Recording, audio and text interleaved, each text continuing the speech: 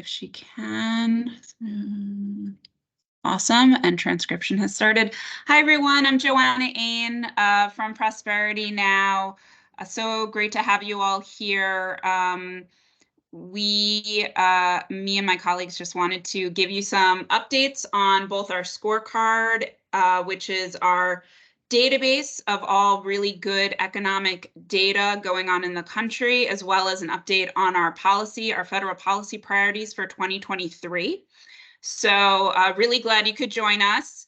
I am, again, Joanna Ain. I'm an Associate Director of Policy. We'll share our contact information again at the end, but just wanted to get you started with this slide. So just feel free to reach out with any questions. I'm just going to kind of start it off. Reach out with any questions. Reach out if you want to meet with me or any of the staff on this call. We're always happy to chat. But again, we'll give you contact information later on in the presentation. I'll talk a little bit about Prosperity Now, just in case folks aren't familiar. We are a 40-year national nonprofit organization. We are historically based in DC, though we have staff all over the country. Our mission, if Shanice can go to the next slide, would be awesome. And our mission is to build, I should have this memorized, but our mission is to build an economy that is just, free, fair, and free from structural racism, where every person, family, and community has the power to build sustainable wealth and prosperity. So we are focused on racial economic justice. We're focused on closing the racial wealth divide. And we do this in a lot of different avenues. Of course, today you're going to be speaking to our federal and state policy team. But we also have teams that go out and do research around the country. We have teams that do technical assistance. We have network building teams. We have a really robust network of tens of thousands of people who are interested in asset building, interested in closing the racial wealth divide in many different ways. So we are in constant communications with that through our team and through other teams in our organization. So just giving you a sense of what we do at Prosperity Now, we are here to be a resource to you, our friends on the Hill, to see how we can be helpful, both with our data, which Shanice is going to talk about in a minute, and with our policy solutions, and with helping support your policy solutions as well. Again, all in the name of racial economic justice, in the name of closing the racial wealth divide. So that is our goal. So I'm gonna, I think, stop there, Shanice, and turn it over to you, who's gonna give some information. This is a little bit more information about Prosperity Now, but Shanice is gonna dive into our scorecard, which is one of our really great data tools, and talk more about that and give you all a demonstration as well. So take it away, Shanice. All right, and everybody can hear me? Okay. Perfect. So hi, everybody. My name is Shanice Banmiro. I'll be looking at two screens today because I'm working on a dual monitor. So if you see me going up and down, don't worry, there's no other person in the background. So I am the state and local policy manager on the policy team at Prosperity Now, and my role on the policy team mostly focuses on our state and local policy work, and also managing our Prosperity Now scorecard from the policy side. And I'm just going to show some details, share some details with you all about the Prosperity Now scorecard and its capabilities. All right, so this is our scorecard team, and it's a really collaborative effort. And so we pull from across the organization to develop the research, analysis, and the user experience to ensure that people have the data that they need. And our networks, which are right in the center, are a key part of what we do. Our networks help to steer the direction of the scorecard and ensure that it's in touch with what's going on in the field. All right, so I know this slide has a lot of text on it, but bear with me, please. So just a quick overview of what the scorecard currently is. So it is Prosperity Now's database that is comprised of financial security outcomes and policies. And the data shows a broad and comprehensive look at the financial well-being across the country, which is the outcome side of the scorecard, while we also assess states and DC. We assume statehood as far as the profiles go and the policies that we collect on policies that we believe can build positive impacts in our communities. So the outcome side, on this side, the left side, is broken down by city, county, congressional district, tribal area, and metro area level distinction in these 5 different issue areas here. And that's up to 26 measures. But on the local side, we have about 12 outcome measures, and they are broken down by race and ethnicity in comparison over time. All right. On our policy side, we have 28 policy measures, and within those same issue areas, and just for the scope of how we measure or what the time frame that we measure, we measure each scorecard policy based on a year span. So for the 2023 release, it's January 22nd to December 31st. So any changes that happen on the state level, we assess it based on that. And that's what we do every year. And at the bottom is just some examples of policies that we assessed on our scorecard, just some of the 28. All right. Okay. So we have some exciting changes this year. So we're now tracking progress over time with 3 outcomes measures: net worth, income, and home ownership over a span of 5 years. And we've also added state baby bonds to our scorecard underneath our financial security policies. And so if anyone's not familiar with baby bonds, so they're state-based accounts that babies receive when they're born, and the state contributes money for the child based on the financial stability of the parents. And so when the child reaches an age determined by the individual state, because there is some autonomy in crafting the policy, they will receive the funds to go towards things such as starting a business or owning a home. All right, so we're going to just do a demonstration of the scorecard.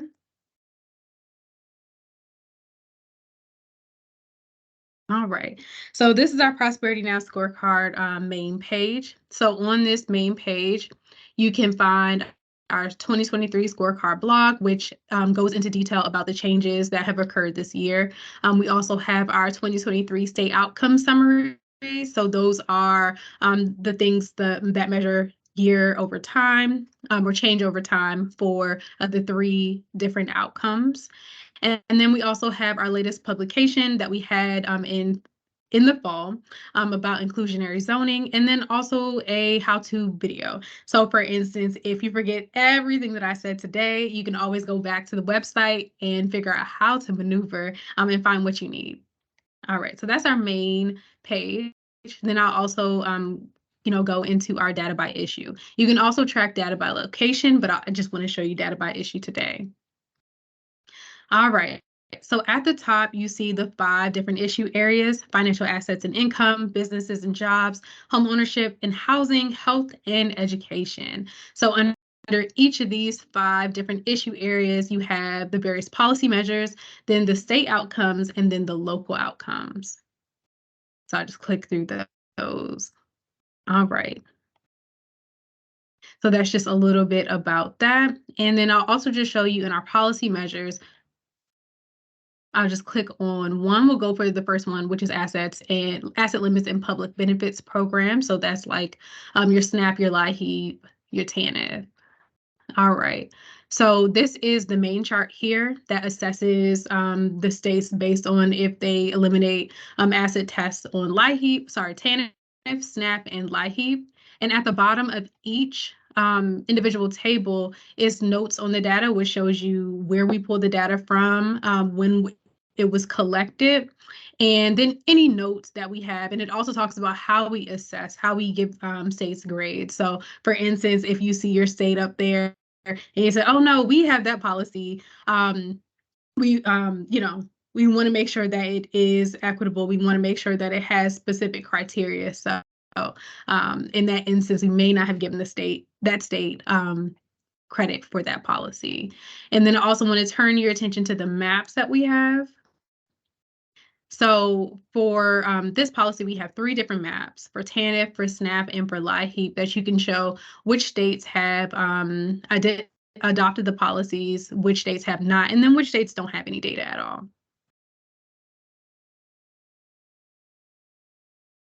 All right. And then I will take you through our state summary. So that is in our report section. So up at the top, we have our reports, where's our latest publication where you can see our zoning report, but I'll take you to our state summaries. So our state summaries, again, they are measuring time or measuring the outcomes over a 5-period year span, which is 2015 to 2020, which is the latest data that you can find. And here it is by net worth, by income, and by home ownership. And we're looking to expand these in the future as well. All right. So as you can see, you have the place name, whether or not the place has decreased disparities, increased, decreased, or had no change in the racial disparities in the specific outcome. And then also just a change in overall, measure of that outcome. And then the progress, and then our recommendations here. So either keep up the good work or focus on decreasing racial disparities, or focusing on just, increasing home ownership, income, or net worth in that particular place. All right. And then I'll also take you through our customer report section.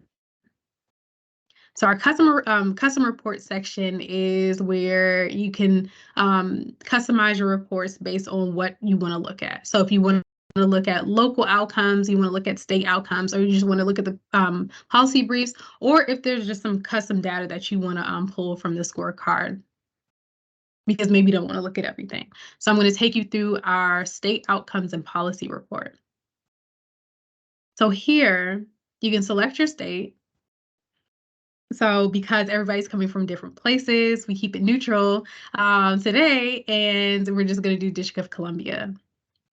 So for in DC, you can choose to highlight 4 different outcomes and 4 different state policies. So, and that's in any of the 5 issue areas that we have. So for instance, you want to just talk about housing. You can just select 4 housing measures that we have. If you want to just talk about financial assets and income, you can do that. It just really just customize it. And then you would just hit download the PDF. And in cooking style, we already have the state report already generated, so you can see. Awesome. So at the top is the outcomes highlights, the 4 outcomes highlights, and then also the 4 policy highlights. Scrolling through, here are all the outcomes measures that we assess in the 5 different issue areas. And then the outcomes by race and ethnicity. And then the policy measures that we have. So you can see whether or not DC has baby bonds, debt collection protections, these sort of things. And then just a little bit about the location as well, about Prosperity Now. And then these are all of our notes here. So you can see the reasoning behind some of our measures, how we're measuring things. All right. So we're going to go back to the website. Okay. And I'm going to take you through our latest publications. So this is our zoning and report on inclusionary zoning, some members of our awesome policy team, and our awesome former intern, Aniket. And then just some key, facts on the report. So this is anything that we have coming up. There's also the how-to video is also housed on this video on this page as well.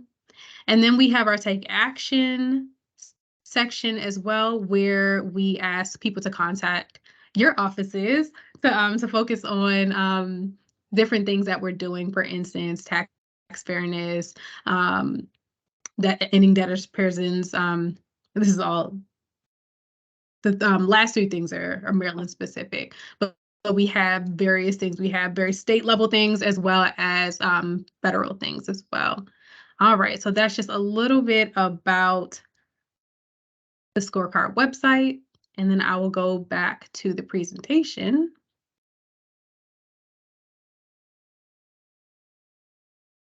Okay, hold on 1 second. I'm going to exit out of this and then go back to present mode. All right, there we go. Okay. So this is I just wanted to take us through some of the measures on the scorecard.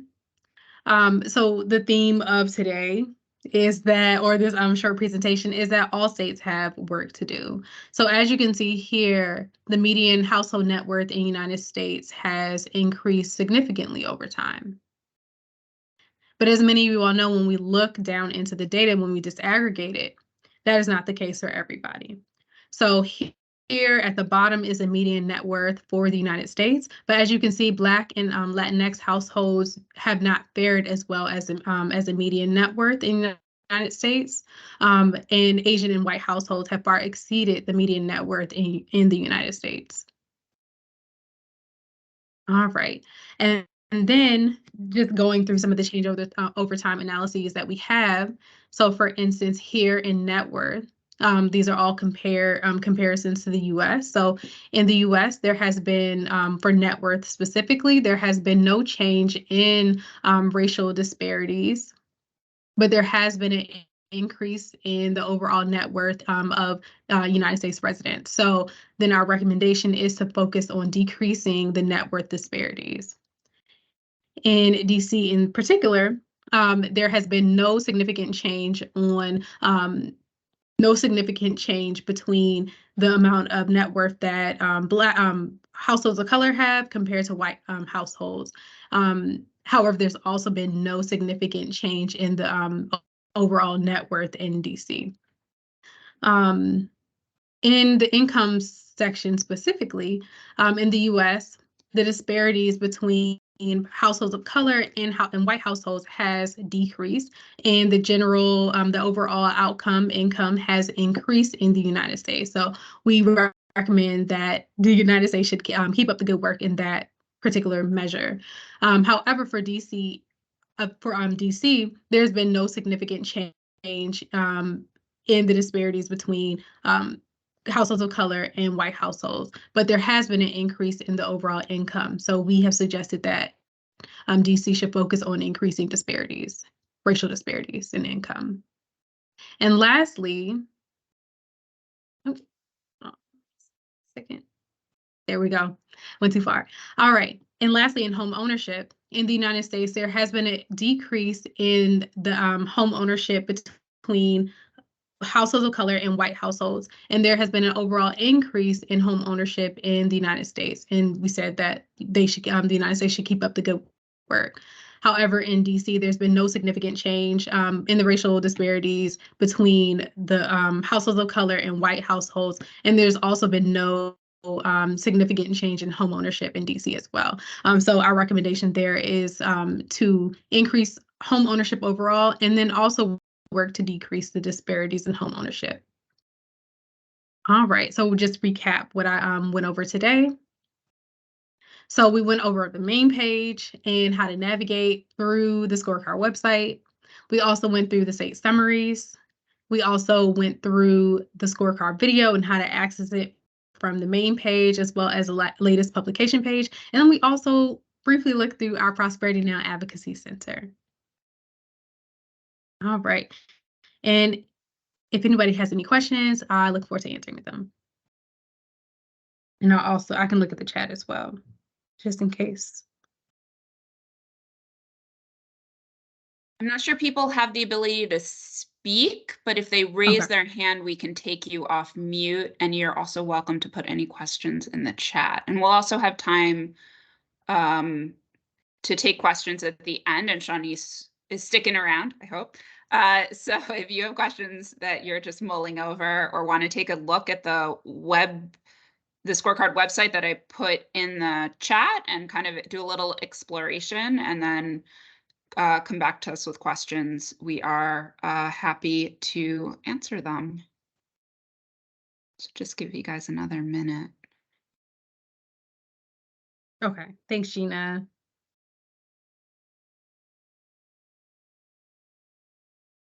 Okay, so we're gonna move forward. We're gonna do a seamless transition, right, Shawnice? I'm gonna take over the slides. So Shawnice is gonna stop sharing her slides and I'm gonna start sharing mine.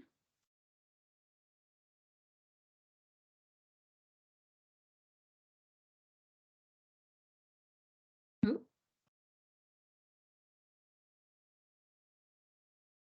Okay, Shawnice, this might not be as seamless as I thought.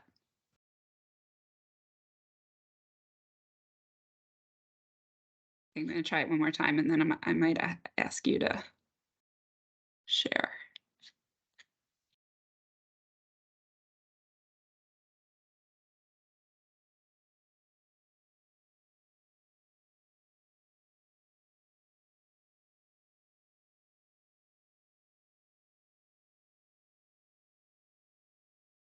Okay, one more time.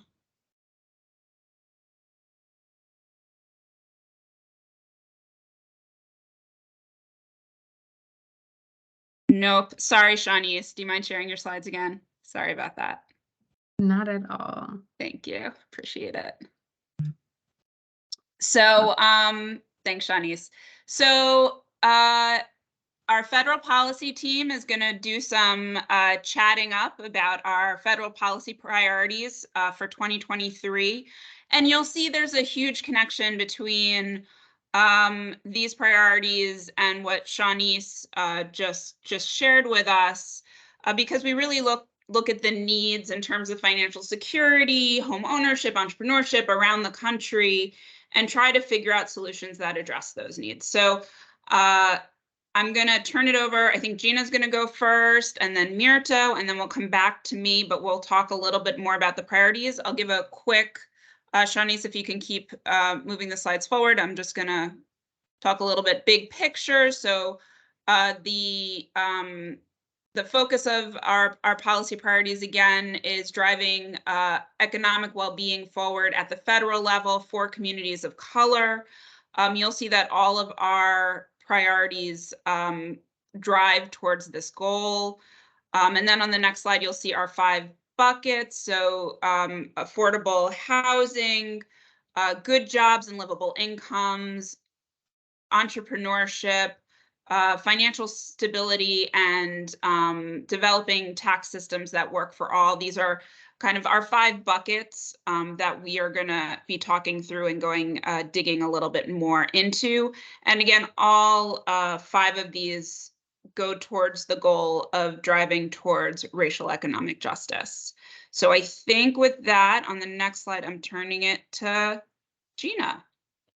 Yeah, thanks, Joanna. Hi, everyone. I'm Gina Kelly. I'm a policy associate for Prosperity Now, and the first 2 buckets are my buckets. So I will start us off talking about our housing work. And so I think it's important to center ourselves at the core of our housing work is ensuring that renters and homeowners, particularly those who are low income and people of color, have safe and stable housing, and that they also have equitable opportunities to build wealth. And so as you can see on the slide, we'll give some much more details than I will. I'm going to give us a little top line overview about how we are incredibly supportive of tax credits. And that includes, a renter's tax credits to support first-time homeowners. And we want to ensure that we are incentivizing inclusionary zoning reforms. You can find wonderful details about that in the report that Shawnees previewed. And we also are incredibly supportive of down payment assistance programs, particularly for low income and for first-time home buyers. Prosperity Now has a long history of working in the housing space, particularly in home ownership because of its wealth building capabilities, but also, as Shawnees previewed, it's almost like we're coordinated, is that homeownership builds more wealth for white families than it does for Black families and other families of color. And so when we approach our housing work, we want to make sure we're also looking at what policies on the federal level can close those gaps and ensure that housing is creating equal and equitable wealth building opportunities for all families. And also an update this year is that we are expanding our focus to ensuring renters are afforded the same opportunities for financial wellness. And we want to ensure that, they have the option to buy a home if that's something that's good for them and their finances. But we want to ensure that renters are receiving the same support financially at all levels. And Shawnees, you could go to the next slide. And then our second bucket is promoting good jobs with livable incomes and dignified benefits. This is a really robust one and one that I'm particularly really excited about. Obviously, at the top line, we, with this work are aiming to ensure that people with low incomes, women, and people of color have access to quality jobs where workers are treated and compensated fairly in the workplace and have well-rounded benefits to support themselves and their families. We also see these benefits as necessary to promoting financial security, and I also see them as a really core piece of the wealth building policy pie. When people lack access to things like retirement accounts and paid leave, there's financial fallbacks that happen at different periods of need in their life, and that just continually sets families back from financial stability and wellness. So as you can see, our priorities are on the page, including livable income benefits generally, the minimum wage. I'm going to specifically highlight our work on FMLA expansions and paid leave. As you may know, this year is the 30th anniversary of the FMLA, which is the landmark unpaid leave legislation in this country. It's been used over 600 million times in its 30 years, so it's an incredibly popular and well-used piece of legislation. But it only reaches about 56% of the workforce currently. And there's another big barrier besides some of the logistical aspects of FMLA, which is that it's unpaid. And I don't know about you, but there are very few people in my life who I know who in times of crisis could afford to take entirely unpaid leave. If a loved one were to become sick, if they were to welcome a new child into the family, all the reasons people need paid leave, completely unpaid leave is incredibly financially difficult for most people to meet. And so I think our work in this space is obviously we want to improve the FMLA and make sure that it is accessible to as many people as possible. But the ultimate goal is to implement a national paid leave program that would be beneficial for families and businesses. And lucky for us, there are multiple states across the country and DC who have implemented state level paid leave programs, and we've learned a lot of lessons in the decades since those have passed. And there's been wonderful reports about the ways that those programs have been beneficial for businesses. And then finally, I'll quickly mention paid sick and safe days because they are related but different.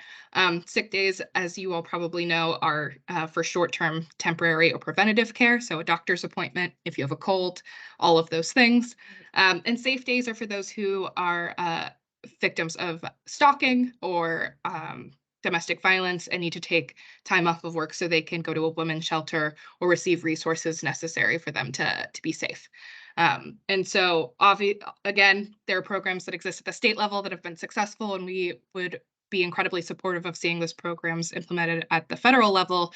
And we think creating a uniform standard would be beneficial, not only for our public health and safety measures, for our economic well-being, but also for businesses. And so on businesses, I'm going to pass it over to my colleague Mirto.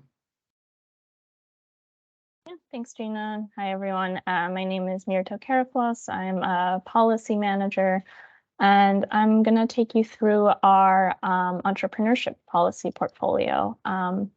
So we really want to work on advancing policies that can help low-income and entrepreneurs of color start and grow their businesses, and hopefully support them, to be on a pathway towards growing wealth from these businesses.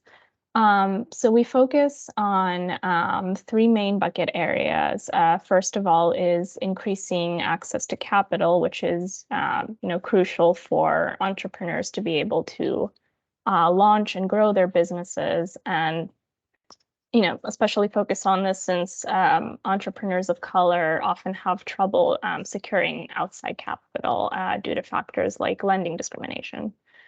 And we also want to, make technical assistance to small businesses more accessible so that entrepreneurs have the tools to grow their businesses and have the infrastructure to be able to take advantage of federal resources and programs. So examples of these policies are raising awareness of existing programs and supporting programs that are specifically targeted to businesses of color. And finally, we want to have transparent, publicly accessible, and disaggregated data on small business lending. And this can really help us identify the credit needs of businesses of color and whether they're being met. And if you want more details on these recommendations and our research on the challenges that entrepreneurs of color face, you can take a look at the report, which you can see here on the screen. Prosperity Now published this in February in partnership with the Progressive Policy Institute. We're going to drop a link in the chat. And also feel free to reach out to me. I'm happy to schedule a meeting to talk through this more. We'll have our contact info at the end of the presentation. And I'll move it on to Joanna.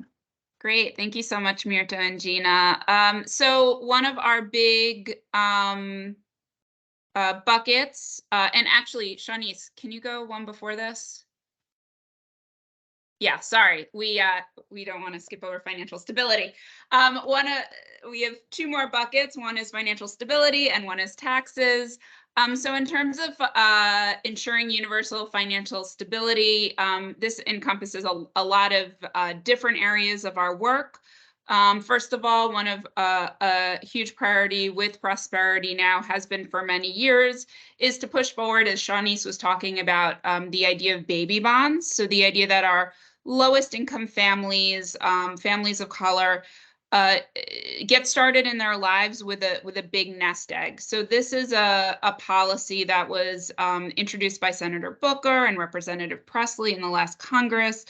Many of your bosses supported it, and we so appreciate it. We so appreciate it and would love more support.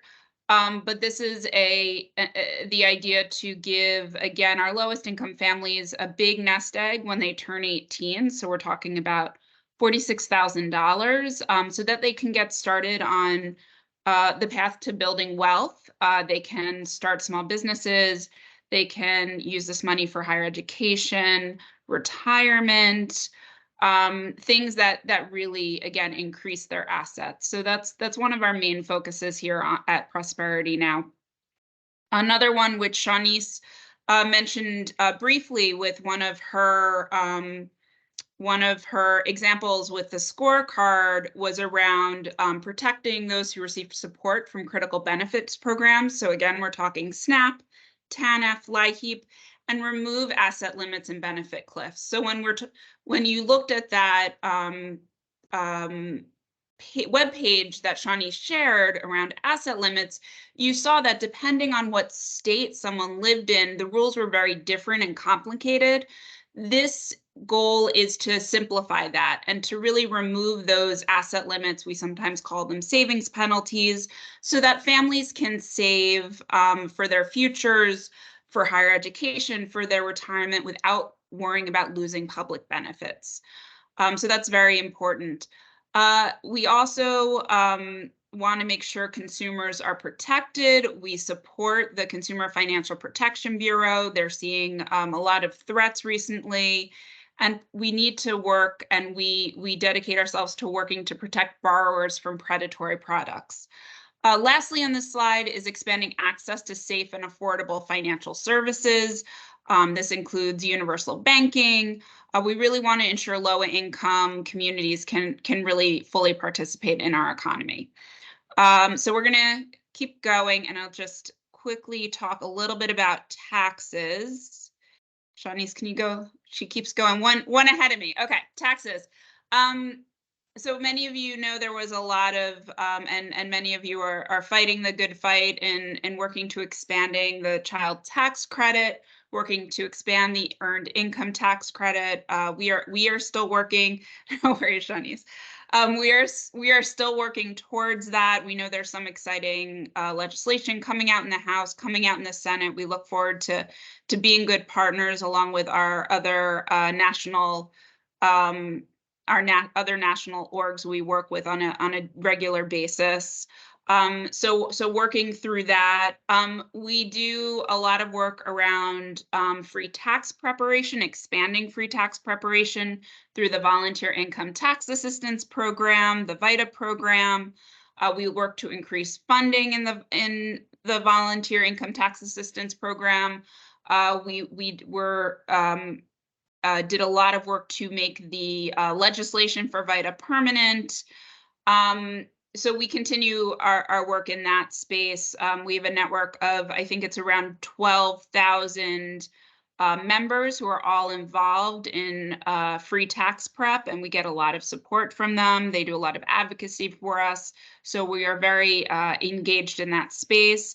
And then lastly, but perhaps most importantly, because this supports all of the work we work to do, is promoting an equitable tax code, promoting a tax code which supports low and moderate income families, low and moderate income individuals, and requires everyone to pay their fair share. So that is something very deeply ingrained in the work we do. So I think with that, we'd love to take any questions, or if you want to raise your hand, if you want to put them in the chat. We're also, I'm going to speak for Shawnice and say she's happy to go through any other pieces of the scorecard that you may want to dive into a little bit more deeply. So please just let us know. We'll take a couple of minutes here and before wrapping up.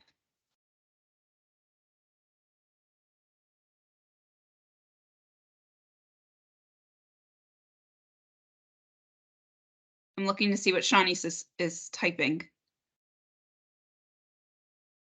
I'll just say it. Yeah. Instead of typing. If anybody wants me to go through their state and see some of the outcomes, we can totally do that. Or if you all want me to go on the scorecard website and look at some of the policies that we have for each of the for a specific issue area, happy to do that as well.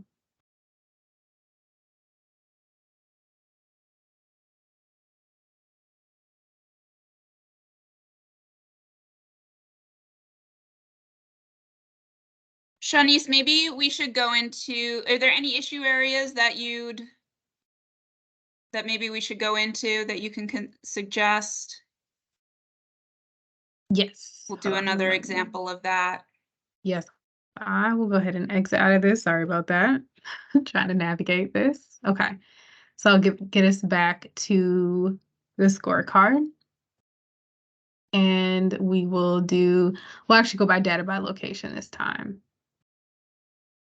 All right, so here is all of our, our United States.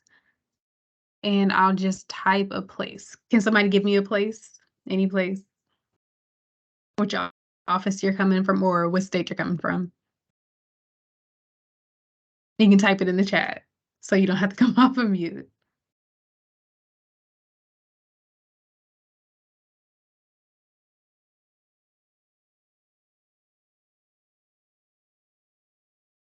All right. Oh, okay. All right. Nice. It is typing Indiana. Okay, so we're gonna go to Indiana. And what district are you coming from, Hannah?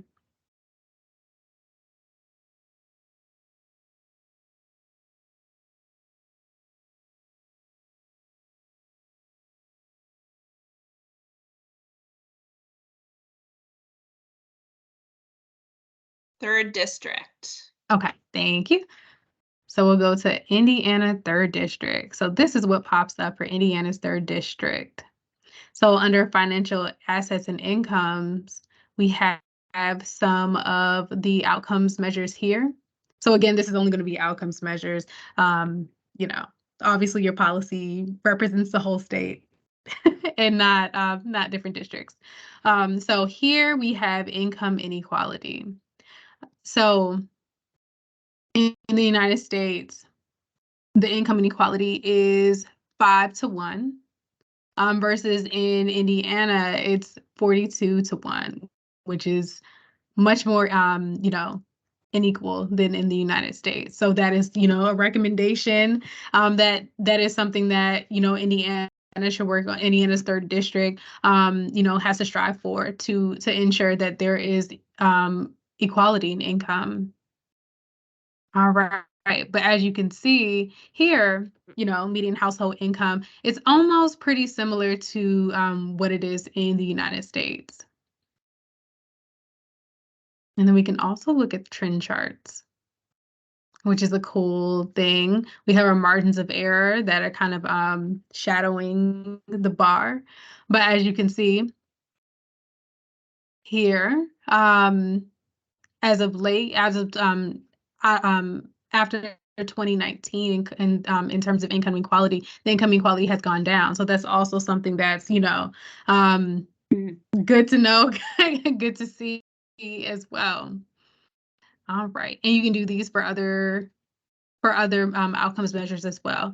So in our businesses and jobs, we don't have too many local outcomes for this, or district outcomes for this one, but in the unemployment rate specifically in the United States, and this is as of the latest measures, the unemployment rate in the United States was 6.3%, and the unemployment rate in Indiana was far less than that. So you can also see that, and let's see it by race and see how that pans out. All right, so in terms of the white unemployment rate, it's about 3.7.